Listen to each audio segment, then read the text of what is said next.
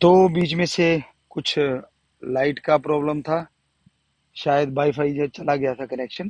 तो फिर से वहीं से शुरू करते हैं कि हमने ये देखा है, अच्छे अच्छे ऑफिसर, आम आदमी जब अपने माँ बाप को वृद्ध आश्रम में छोड़ आते हैं तो बेचारे दर्द से वो छटपटाते हैं, क्योंकि जो बुजुर्ग होते हैं वो बच्चों के समान हो जाते हैं।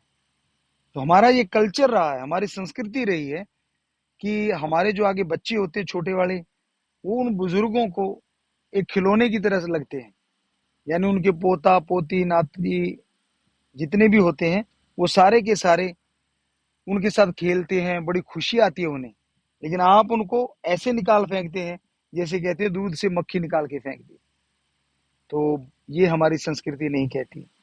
जितने भी बुजुर्ग सुन रहे हैं, उनको चाहिए कि एक समय आ गया, अपने बच्चों को कार्य संभाल दीजिए और उन्हें कहिए मेरे से जिंदगी का तजुर्बा अगर आप लेना चाहते हो, मेरे से कुछ अनुभव लेना चाहते हो, तो आप मेरे से पूछ सकते हो। अपना काम आप संभालो। और बच्चों को चाहिए कि वो बुजुर्गों के साथ ऐसी बेइज्जती ना करें। उन्हें अनाथ आश्रम मत भेजिए, वृद्ध आश्रम मत भेजिए, उन्हें अनाथ मत बनाइए। आप जीते जी ऐसा करते हैं, तो आपके साथ जब बच्चे करेंगे तब क्या हाल होगा। तो बहुत जरूरी है आज के टाइम में अपने बुजुर्गों का सम्मान करना, क्योंकि आप उनका खून है। बहुत जरूरी है कि उनको इज्जत के साथ आप रखें, उनसे प्यार करें, ताकि आपका जीवन भी सुखमय हो और उनका जीवन भी सुखमय हो।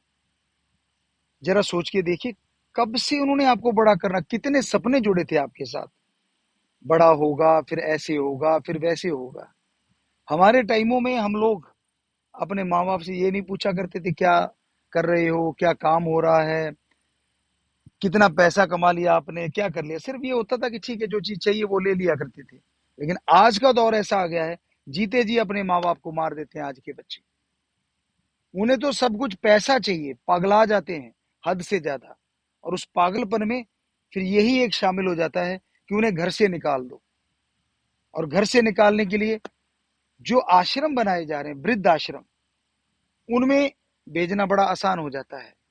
तो आप सबसे गुजारिश उन लोगों से जो बना रहे हैं कि जरूर अनाथ वृद्ध आश्रम लिखिएगा, फार्म पे भी साइन वो करें, तो उसमें यही होगी ये बुजुर्ग अनाथ है, इनका कोई भी नहीं है।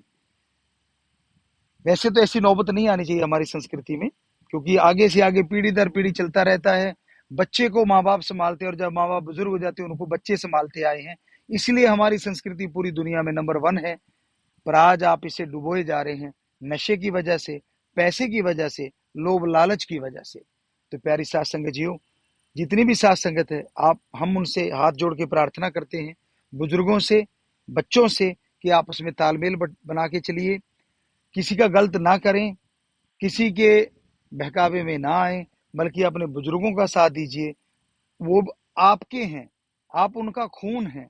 कभी भी उन्हें वृद्धाश्रम ना भेजें, कभी भी उनको कहीं और जगह ना जाना पड़े। वो आपके दर पे ही रहें, आपके अपने घर में रहें। उनको लगे कि वो अपने घर में रह रहे हैं। लोभ लालच में पड़ के, इन चक्करों में पड़ के आप अपने माँ बाप को कभी ना भूलना। मालिक से दुआ करते, प्रार्थना करते हैं कि वो आपकी झोलियां खुशियों से जरूर भर दें।